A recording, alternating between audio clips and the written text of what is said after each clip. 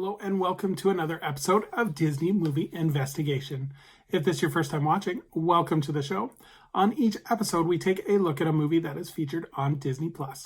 On this episode, we are going back to the mid-90s as we take a look at one of those rags to riches sports comedies as we take a look at The Big Green. And stay tuned for our bonus story as we take a look at the history of the Disney Channel games. And if you are enjoying these videos, I do ask that you please hit that subscribe button. That way you'll be notified with each new video. Now, sit back and enjoy this episode of Disney Movie Investigation. So like I said, today we're covering The Big Green. This movie was released on September 27, 1995, and it was written and directed by Holly Goldberg Sloan. The production companies were Walt Disney Pictures and Caravan Pictures, with it being distributed by Buena Vista Distribution. The budget for this movie was $12 million, and it did a box office return of $17.7 million.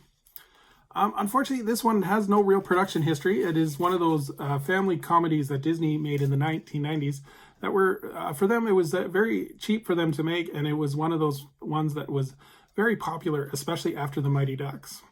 In terms of the cast, we have Patrick Renna, who plays Larry Musgrove, Steve Guttenberg, who plays Deputy Sheriff Tom Palmer, Jay O'Sanders, who plays opposing coach Jay Huffer, John Terry plays Edvin V. Douglas, Chancey Leopardi, who plays Evan Schiff, and Olivia Tapao, who plays Miss Anne Montgomery.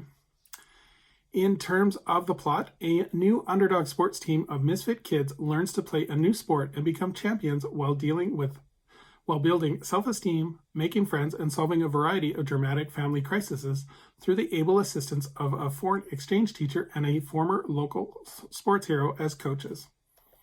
So again, there's no real trivia for this movie. It is one of those generic sports movies. In terms of recommending, this movie is clearly a response to the popularity of The Mighty Ducks, which is also a Disney movie, ironically. The movie, unfortunately, comes off as generic sports movie with the... and the reason I go into this is most of the characters are generic stereotypes where you really don't get to know them as the audience.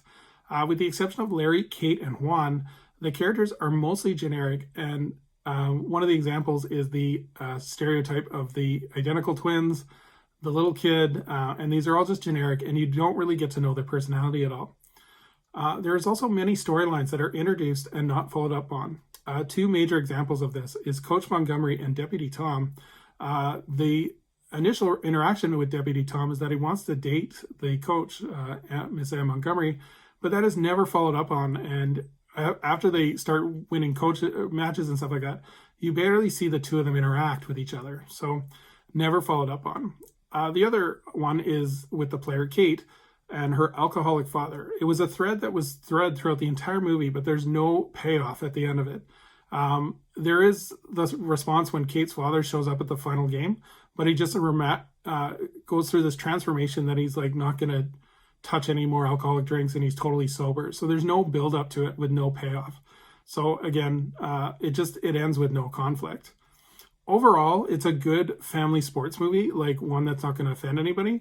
But there are way better ones out there, like The Mighty Ducks. So I would almost recommend The Mighty Ducks over this one. So let's go on to our bonus story as we take a look at the Disney Channel games. The Disney Channel games was an annual TV series that aired on the Disney Channel from the summer of 2006 to 2008. Phil Lewis was the co-host for the first two editions in 2006 and 2007. Brian Stapleton was the co-host for all three editions. And the premise of the show is that various Disney Channel stars would compete as team-based contestants with prize money going to various charities. The games were filmed at the Walt Disney Wild World of Sports complex in Walt Disney World. In February of 2009, a Disney spokesperson confirmed that the Disney Channel games would be stopped and because of actor availability.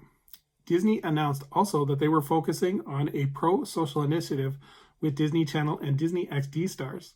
The result of this was the Disney Friends for Change games, which aired in 2011, and this series was hosted by Jason Earlys and Tiffany Thornton, with Disney Channel stars competing for their favorite charity. This series would end up being viewed by 37 million viewers. So thank you. So that's pretty much the Disney Channel games. I've never seen them. They are on Disney Plus if you do want to take a look at them. This is kind of something that they often do, especially with teenage stars. I remember in the mid '90s, ABC did it with like this circus types thing with where they'd all get TV stars to do that kind of thing. So this is not uncommon. But yeah, kind of a neat, interesting twist for the Disney Channel fans.